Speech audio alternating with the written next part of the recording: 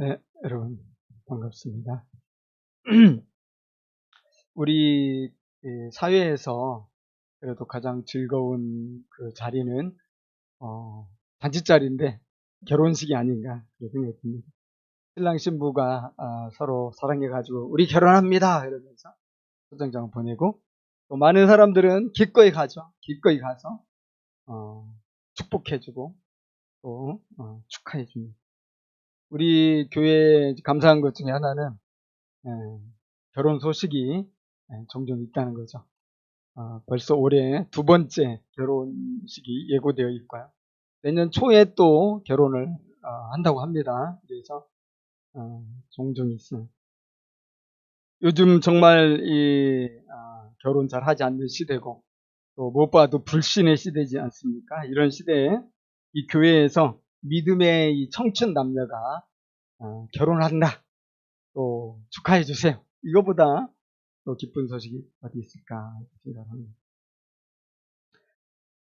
여러분 성경의 이 처음과 끝이죠. 이 성경 말씀, 하나님 말씀의 이 시작과 마지막이 결혼식이라는 거 우리 한번 좀 다시 생각해 보면 좋을 것 같아요. 하나님이 창조하신 이 에덴 동산의 첫 사람, 첫 남자와 첫 여자가 가정을 이루고 또 자녀를 낳으면서 이 지구상의 한 사회가 시작이 되잖아요. 그리고 이 지구가 어떻게 멸망하고 어떻게 끝이 나고 또 어떻게 새로운 세계가 시작이 됩니까? 요한계시록에 보니까 이 어린 양의 혼인잔치를 이야기하거든요.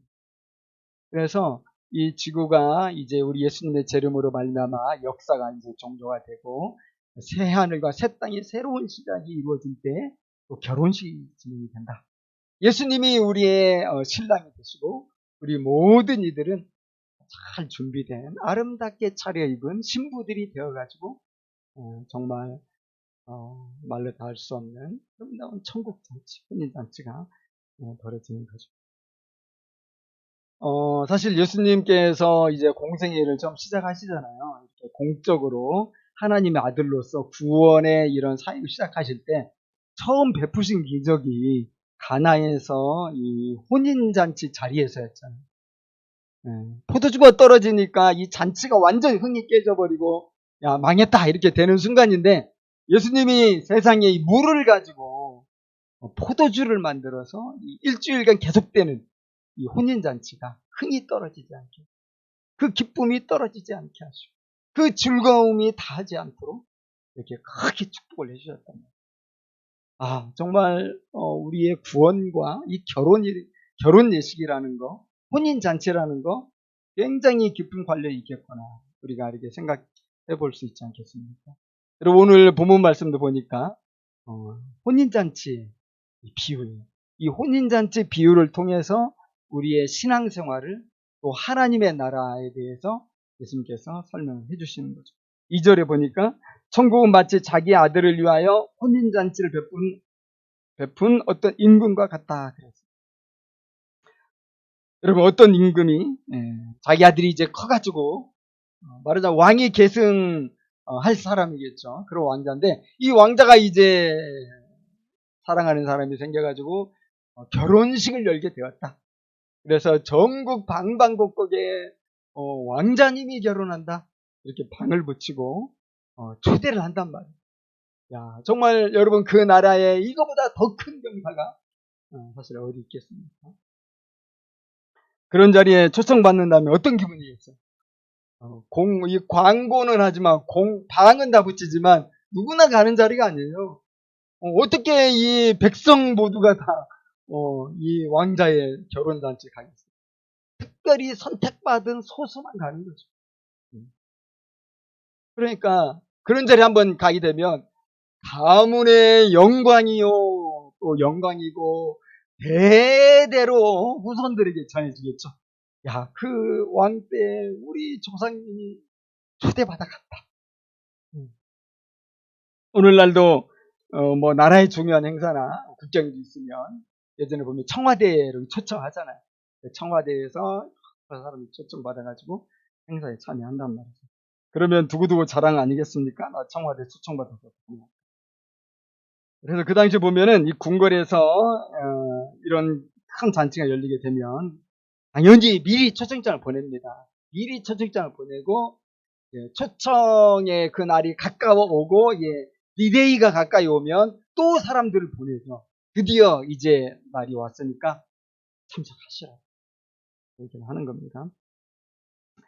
그래서 이제 확답을 받은 가운데에서 잔치를 준비하는 거예요.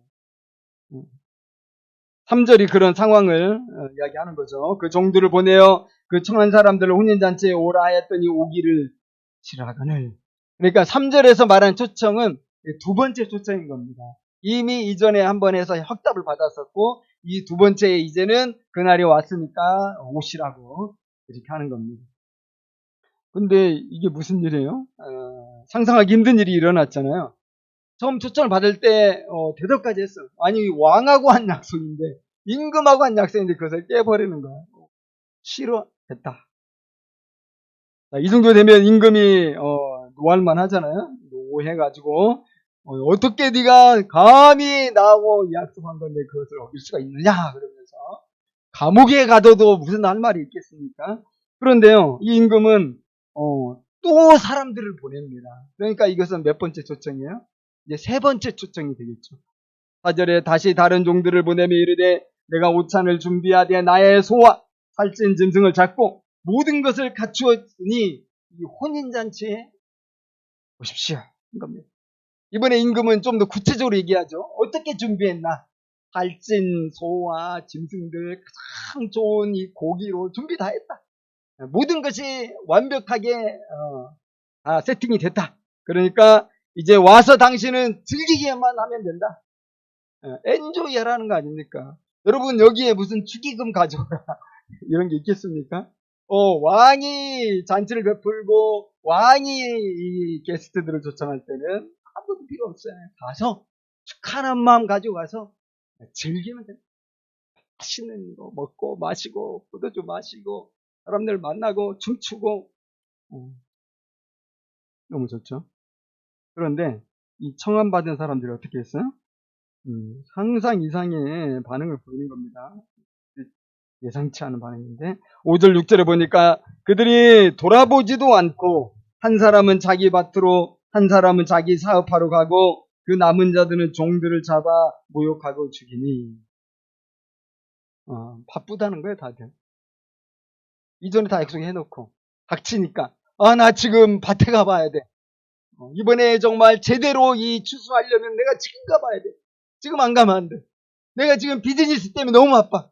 내 직장에 이 일 하느라고 내가 너무 바쁘고 피곤하고 행업에 종사하느라고 정신이 없죠. 그래서 거부했어요. 그런데 또 다른 남은 사람들은 더 악한 반응입니다. 초청장을 가져온 이 왕의 신하들 보기 싫다고 그냥 모욕을 주고 아예 죽이고 이렇게 했단 말이죠. 비유죠, 여러분. 비유기 때문에 이 비유를 통해서 예수님이 꼭 하시고 싶은 말씀이 있는 거예요. 첫 번째는 뭐냐면 이스라엘 향한 하나님 아버지의 이 마음, 진심을 전하고 싶어요. 여러분 1차, 2차, 3차 계속 보내지 않습니까? 여러분 누군가로부터 사랑한다는 고백을 연이어서 계속해서 받아본 적 있습니까? 내가 너를 사랑한다. 진심으로 사랑한다. 내 마음 정말 다해 사랑한다. 우리 이런 사랑 받으면 얼마나 좋겠습니까? 우리 여기 결혼한 지 얼마 안 된 세 분이 계시니까 그런 사랑 고백 많이 받으시고 계시겠죠? 네.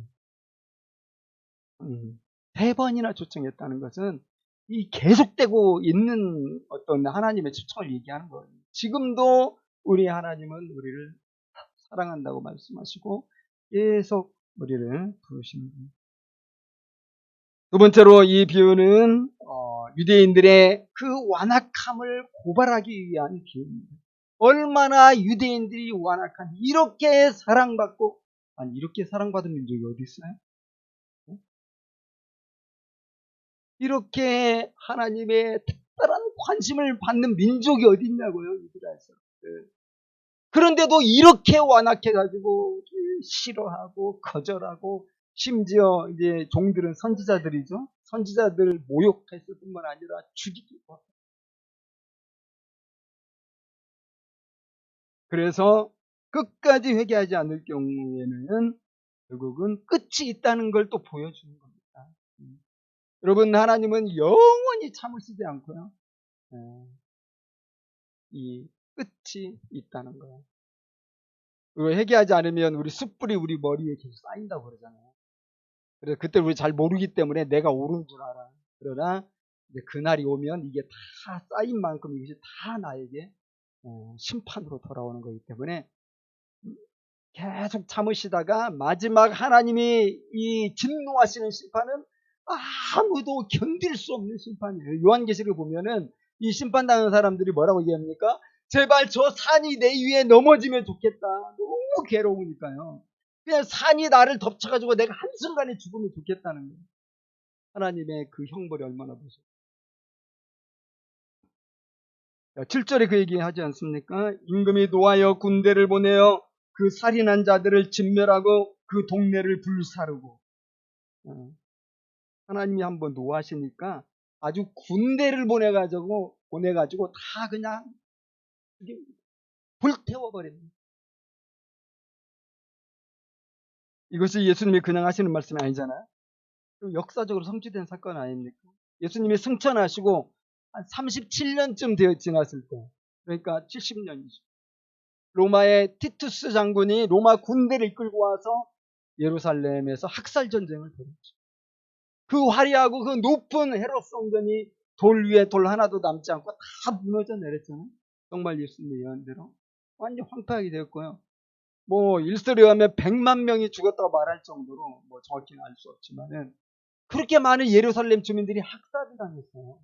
여러분, 다른 복음에서 보면 예수님이 그날에 특별히 임신한 여인들은 조심하라고 그랬거든. 임신하지 않. 네가 임신했을 때 그날이 오지 않도록 기도하라고 그랬어요. 기도하라고 그랬어요. 그냥 도망갈 수 없어요. 끔찍한 이 살해 장면들이 이 기록에 남아요. 얼마나 비참하게 잔인하게 유대인들이 죽임을 당했는지. 남은 사람들은 포로로 끌려가고. 이 로마의 티투스 장군이 여기에서의 이 공적을 인정받아가지고 돌아가서는 로마의 황제가 되잖아요. 티투스 황제의 개선문이라는 거거든요.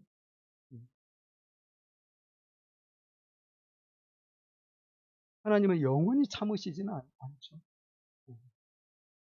자, 다시 비유로 돌아가 보면 결국 이 심판을 단행한 임금은 급하게 다른 사람들을 초청하죠. 지난번에 초청했던 사람들은 합당하지 않구나 하게 말하면서 이제는 사람들이 다니는 모든 거리로 자기 종들을 보내서 다시 초청을 합니다. 10절에 보면 종들이 길에 나가 악한 자나 선한 자나 만나는 대로 모두 데려오니 혼인잔치에 손님들이 가득한지라. 초청할 때는 가리지 않아요. 아주 나쁜 사람도 초청한대. 사기꾼들, 강도들, 도둑들, 살인자들, 그들도 초청을 해요. 또 선한 자도 초청하고. 누가복음을 보면 조금 더 적극적인 초청이 나와 있죠. 똑같은 혼인 비유인데 누가복음 14장 21, 23절 빨리 시내의 거리와 골목으로 나가서 가난한 자들과 몸 불편한 자들과 맹인들과 저는 자들을 데려오라. 길과 산 울타리로 가로 나가서 사람을 관건하여 데려다가 내 집을 채우라. 그래서 우리 잘 아는 것처럼 이제는 유대인에게만 국한되지 않는다. 하나님의 초청은 첫 번째는 오직 유대인들에게만 게스트로 초청장을 주는데 이제는 누구에게나 다 열리게 된 거예요. 아무나 이제는 받아들이고 오는 사람은 구원받는다는 거예요. 그래서 사도 바울이 그 얘기를 이렇게 하잖아요. 로마서 10장에 12절 보면은 유대인이나 헬라인이나 차별이 없다. 한 분이신 주께서 모든 사람의 주가 되시고 그를 부르는 모든 사람에게 부요하시고 그래서 누구든지 주님의 이름을 부르는 자는 어떤 것도 차별하지 않고 다 구원을 받는 누구나 다 이 혼인잔치에 참석하는 그 복을 다 누릴 수 있다. 근데 여러분 오늘 비유에 이 놀라운 반전이 있다는 겁니다. 사실은 이미 왕에게 초청받은 사람들이 자기 바쁘다고 안 간 것도 사실 충격적인 반전이죠. 야, 어떻게 그렇게 거절할 수 있나.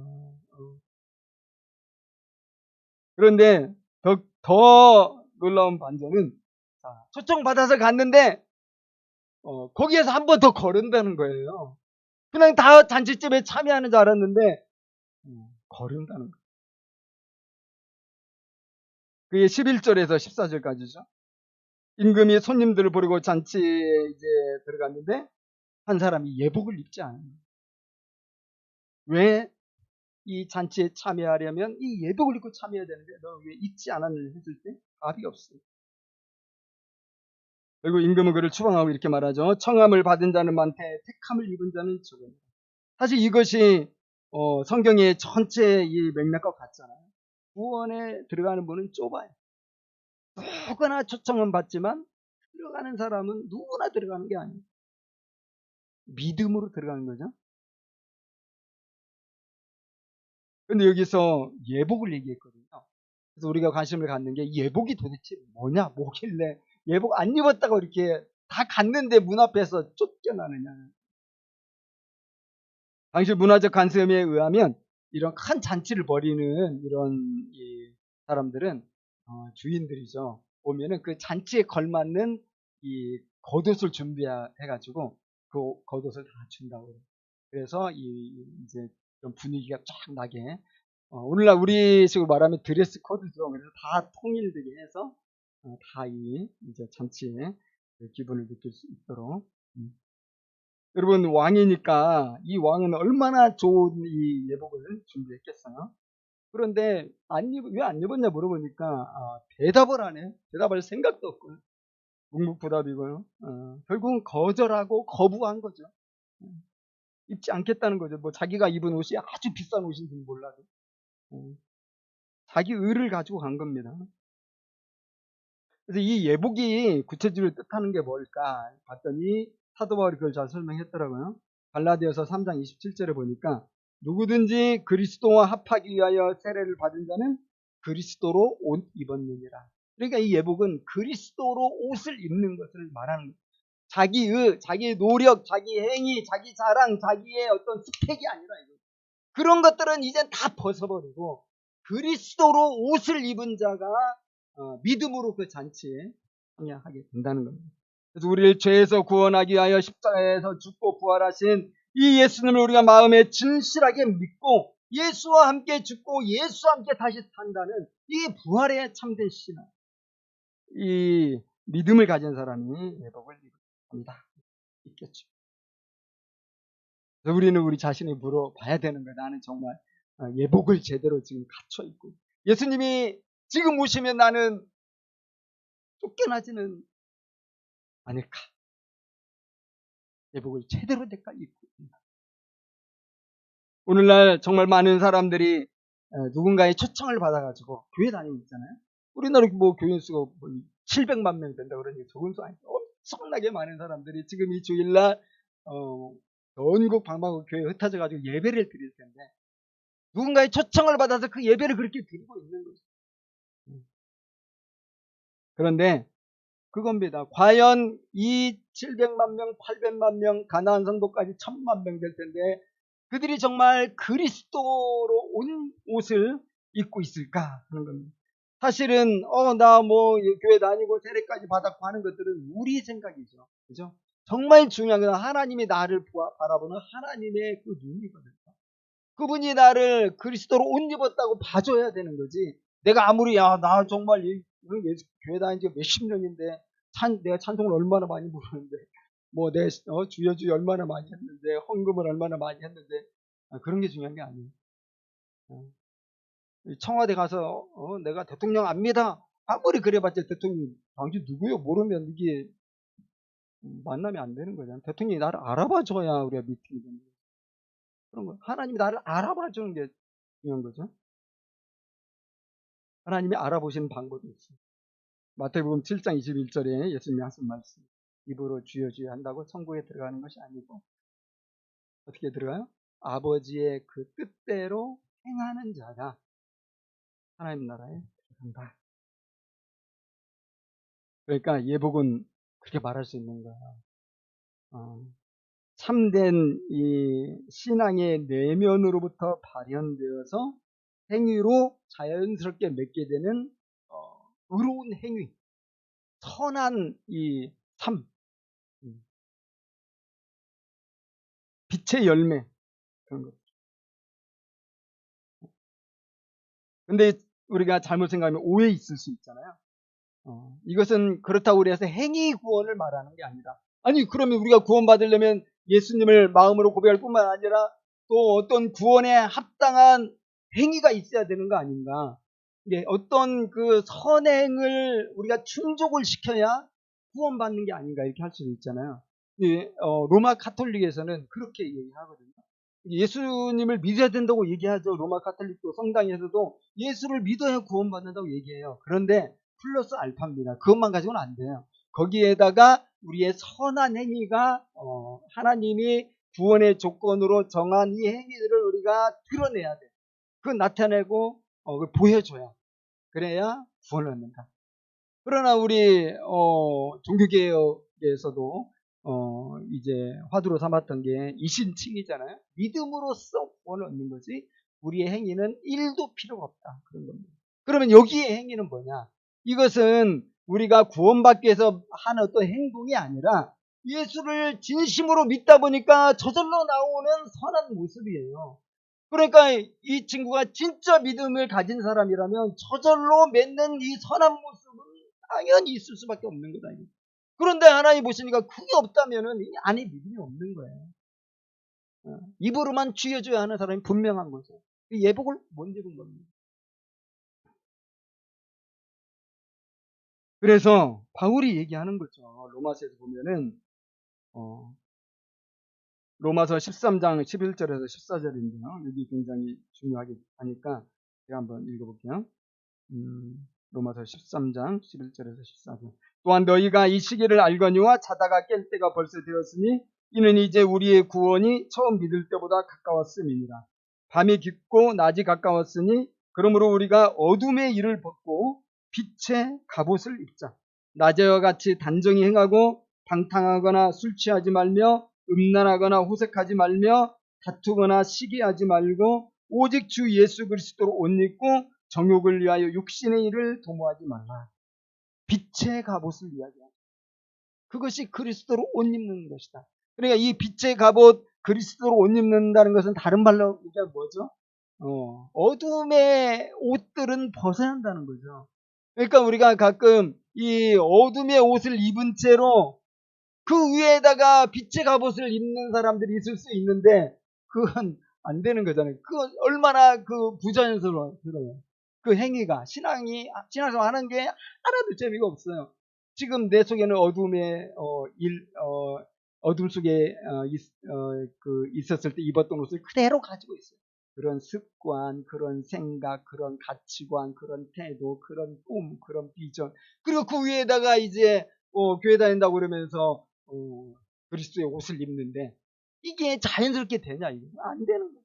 어떻게 해야 됩니까? 어둠의 일을 막 갈아입어야 돼요. 갈아입어 완전. 예수님의 옷으로 새 옷을 갈아입어야 이게 진짜 예수님 옷 입은 거고 거기에서 제대로 된 행동이 나오지 않겠습니까? 그래서 요한계시록을 보면 이 예복을 확실하게 설명하고 있거든요. 아까 제가 말씀드렸잖아요.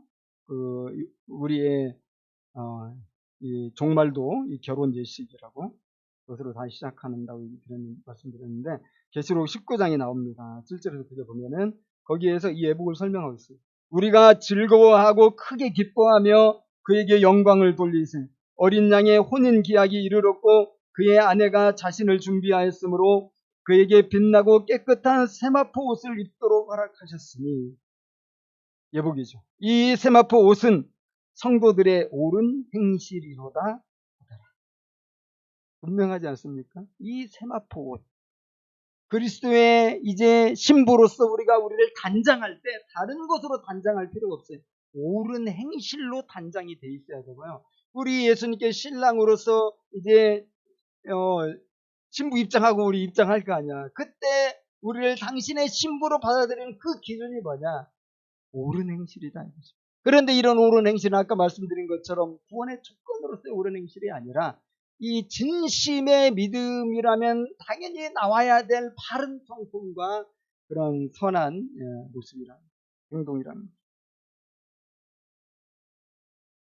그래서 우리가 다시 한번 야고보서의 말씀을 생각해 봐야 돼요. 야고보서 2장 14절에 16절. 내 형제들아, 만일 사람이 믿음이 있노라 하고 행함이 없으면 무슨 유익이 있으리요? 그 믿음이 능히 자기를 구원하겠느냐? 행함이 없는 믿음은 그 자체가 죽은 것이라. 아, 허탄한 사람아, 행함이 없는 믿음이 헛것인 줄 알고자 하느냐? 영혼 없는 몸이 죽은 것 같이 행함이 없는 믿음은 죽은 것이다. 자, 여러분, 오늘 이렇게 우리가 생각해 보면 그러면 우리 구원 얻는 믿음에는 두 단계가 있는 거 아닌가 생각할 수 있을 것 같아요. 첫 번째 단계는 초청받는 단계.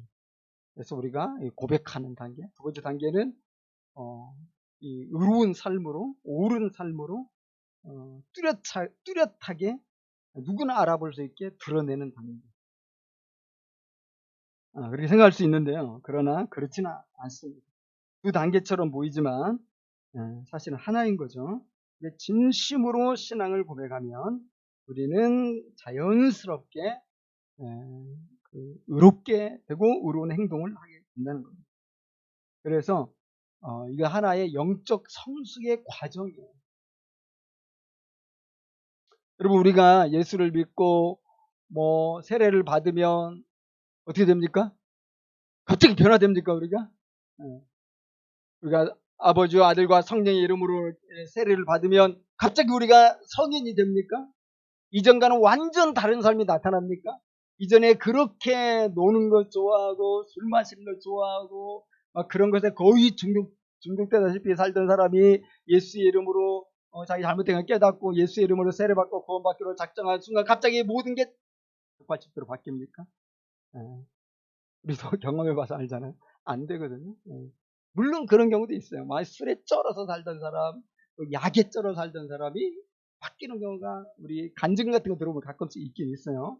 담배를 한순간에 끊는 이런 기적도 일어나기도 하고. 그러나 모두가 다 그런 건 아니다. 오히려 그렇지 않은 사람이 훨씬 많고요. 그런 이유는 뭐냐면 우리의 이 구원이라는 건 하나의 그 여정이라는 거예요. 여정. 한순간에 우리가 거듭나고 의롭다함을 받지만 그것이 익어가는 데에는 많은 시간이 필요하다. 겉으로 드러나서 우리의 성품이 변화되고 우리가 의로운 어떤 행위를 나타내면서 세상의 소금이 되고 빛으로서 이 두드러지는 것은 시간이 필요하다 하는 겁니다. 예를 들면 예수님은 그런 비유를 말씀하셨어요. 마가복음 4장 26에서 29절 보면요. 또 이르시되 하나님의 나라는 사람이 씨를 땅에 뿌린 것 같으니 그가 밤낮 자고 깨고 하는 중에 씨가 나서 자라되 어떻게 그리 되는지를 알지 못하느니라. 땅이 스스로 열매를 맺되 처음에는 싹이요 다음에는 이삭이요 그 다음에는 이삭의 충실한 곡식이라. 열매가 익으면 곧 낫을 되나니 이는 추수 때가 이르렀습니다. 자, 하나님 나라 비유입니다. 여러분, 여기서 분명히 우리에게 깨닫게 하는 바는 그거잖아요. 자, 믿음의 씨앗을 뿌렸으면 바로 열매가 나오는 게 아니라는 거예요. 상당한 시간이 필요해요. 이삭이 해야 되고 그 다음에 줄기도 자라야 되고 곡식이 하나둘 맺기 시작하다가 나중에 완전히 다 맺어야 되는 거고 그 다음에 비로소 추수가 일어나는 거잖아요. 이게 하나님 나라가 우리 안에서 성장하고 자라나가는 데는 많은 시간이 필요하다는 겁니다.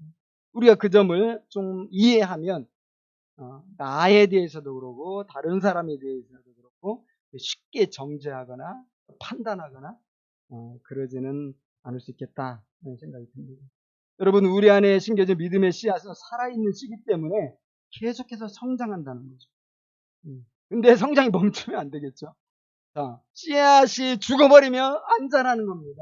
아무리 생각해도 내가 신앙이 10년 전이나 20년 전이나 오히려 더 퇴보한 것 같다.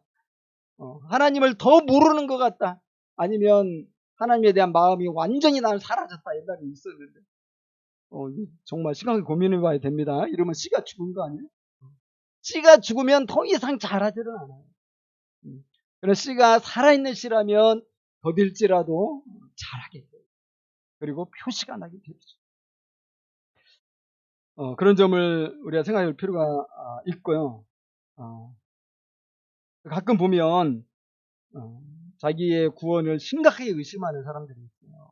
내가 예수를 믿었으면 내가 왜 이렇게 살까? 내가 정말 예수 믿은 사람이면 내가 이렇게 살면 안 되는데 계속 이렇게 사는 모습 보면서 낙심하는 거고 좌절하는 거고 신앙까지도 포기하고 싶은 마음이 들 수도 있는 거죠. 그러나 사실 지금 많이 부족한 것은 또 심각하게 부족할 수도 있는데 그것은 어떤 면에서는 정상이라는 겁니다. 왜냐하면 우리는 과정이 있으니까. 정말 중요한 것은 그걸 확인하는 거예요. 정말 내 마음 안에 주님을 향한 사랑이 있고 성령의 거듭나게 하심으로 말미암아서 너무나 자연스럽고 친근하게 하나님을 아버지라고 부를 수 있는가? 하나님을 아버지라고 부르는 건 난 죽어도 못해. 그럼 이게 거듭난 사람일까요? 또 근본적으로 하나님을 예배하고자 하는 이 진심이 나에게 있는 거예요. 있다면 그리스도의 의로 옷을 입고 구원받은 것이 확실하다고 말씀드릴 수 있습니다. 사실 여러분, 우리가 살고 있는 세상은 천국이 아니잖아요. 얼마나 죄악이 가득한 세상입니까? 그래서 우리는 제대로 살려면 늘 싸워야 되고요. 여러분 알잖아요. 싸우면 왜 늘 이깁니까? 싸우면 사실 어떻게 보면 질 때가 더 많아요. 가끔씩 이기기도 하지만 우리는 지금 전쟁터 같은 데서 싸우는 사람들이기 때문에 이게 넘어질 때 많고 질 때 많고 힘들 때 많고 그런 거죠. 그렇다고 그래서 그것이 우리의 구원을 불신하는 그것이 될 수는 없다는 겁니다. 그런 거 좀 생각해 보면 오히려 구원에 대해서 우리 자신에게 이 질문을 던지는 것이 더 건강한 모습이에요. 내 구원을 체크를 해보는 거죠. 질문을 하면서. 이게 더 건강한 모습인 것이 우리는 구원을 받았지만은 우리가 완전한 건 아니잖아요. 그래서 마틴 루터는 그렇게 얘기했단 말이죠. 구원받은 죄인이다. 구원을 받았어. 근데 여전히 죄인이야. 그러니까 계속 싸움이 있으니까 지기도 하고 넘어지기도 하고 그런 것들이 반복이 되는 거죠. 여러분 로마 카톨릭에서는 성자라는 말을 많이 쓰잖아요. 그래서 막 순교하거나 또 위대한 족적을 남긴 사람들한테는 세인트를 이렇게 붙여주잖아요. 뭐 성자 시성식 뭐 이런 것도 하고 성 어거스틴, 뭐 성 프란시스 이런 식으로. 근데 개신교에서는 합니까? 예를 들어서 성 칼빈, 뭐 성 마틴 루터 이런 얘기 전혀 안 하잖아요. 왜 그럽니까? 여러분 개신교에서는 모든 믿는 자들이 다 성자예요. 여러분 옆에 계신 분 그 함부로 보지 마세요. 다 성자입니다. 성 세인트. 하나님의 거룩한 아들이 딸 성령이 우리 안에 계심으로 우리는 다 성자고 우리는 다 세인트고 우리는 다 제사장이고 왕 같은 제사장이고 그렇지만 어떻습니까? 우리는 성자지만은 너무 문제가 많은 성자예요. 부족함이 많은 성자입니다. 이게 나를 대할 때도 내가 나를 그렇게 봐주고요. 우리 옆에 사람 볼 때도 그렇게 봐줘요. 성자야. 그런데 부족함이 많아. 그러니까 우리 서로 도와줘. 서로 불쌍히 여기고, 서로 긍휼히 여기고, 서로 위해 중보해주고, 우리 끝까지 같이 할 수 있는. 진짜 문제는 따로 있는데 뭐냐면 바리새인들이 여러분 어떻게 합니까? 바리새인들은요 하나님 나라에 들어가는 거 1도 의심하지 않아요. 확신을 하고 있어요. 하나님 나라 자기가 들어가는 거. 근데 예수님이 니들이야말로 못 들어간다 그랬죠. 그러니까 이 구원에 대해서 완전히 확신하는 게 오히려 더 위험한 것일 수가 있다는 거예요. 여러분 바울도 이 두렵고 떨림으로 너희 구원을 이루어가라. 하나의 구원을 과정으로서 이루어가라 이렇게 말씀하는 거잖아요. 섰다고 생각하는 자는 넘어질까 조심해라. 그러니까 우리 구원을 자꾸 체크해 보는 것은 이게 지혜로운 것이고 이게 바른 모습이라는 거예요. 나는 구원을 확신하기 때문에 나는 묻고만 의심하지 않아. 이게 사실은 위험할 수 있구나. 바울은 구체적으로 고린도서 13장 5절에서 너 자신을 시험해 보라고 했어요. 이 믿음 진짜야? 너희는 믿음 안에 있는가 너희 자신을 시험하고 너희 자신을 확증하라. 예수 그리스도께서 너희 안에 계신 줄을 너희가 스스로 알지 못하느냐? 그렇지 않으면 너희는 버림받은 자녀라.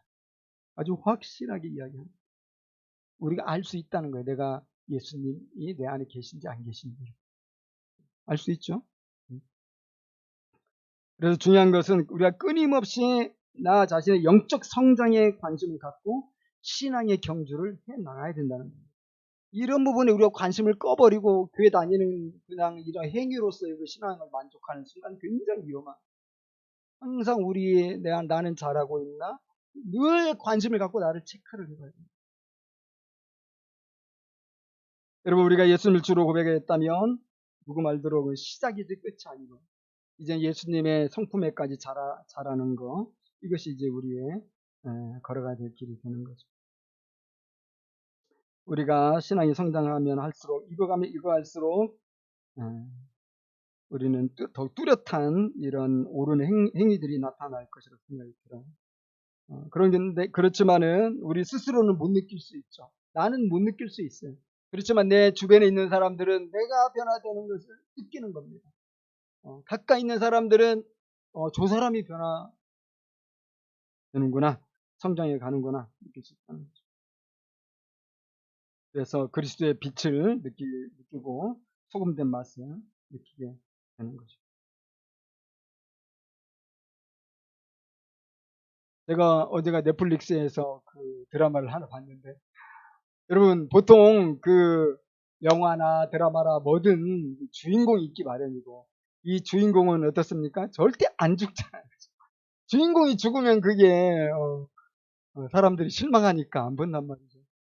근데 이 드라마를 보니까 이 주인공은 너무 멋진 주인공이에요. 좀 나쁜 쪽에 종사하긴 하지만 그곳에서 정말 인간미를 드러내고 이 나름의 이 어쨌든 좋은 이미지의 주인공이어서 죽으면 안 되는 주인공인데 갑자기 죽어버리더라고요. 충격받았어요. 아니 왜 갑자기 살려야 될 것 같은데. 여러분, 우리 다 자기를 주인공으로 생각하잖아요. 응? 다 자기 중심으로 생각해요. 인생은 주인공, 내가 행복해. 그렇지만은 끝이 온다. 그 끝이라는 건 갑자기 올 수가 있고, 여러분 우리 예수님 갑자기 오신다는 우리가 늘 생각해야 돼요. 예수님 막 이렇게 예고하고 오지 않아요. 갑자기 오셔요. 우리 경험 안 해봐서 모르죠. 우리 내일 절대 안 오실 것 같죠. 갑자기 오실 수 있어요. 그때 과연 우리가 우리 주님이 인정하시는 예복을 과연 우리가 입고 있는 상태일까? 시간이 흐른 어느 날 예고되었던 천국 혼인잔치가 틀림없이 열릴 것이고 바로 그날이 옵니다. 그때 우리는 우리에게 세마포 예복을 입혀주셨던 그 주님을 만나는 그날입니다. 우리가 그날을 소망하면서 성령 안에서 더 앞으로 나가는 우리 모두가 될 수 있기를 바랍니다. 우리 함께 기도하겠습니다. 오늘 혼인잔치 비유를 통해서 하나님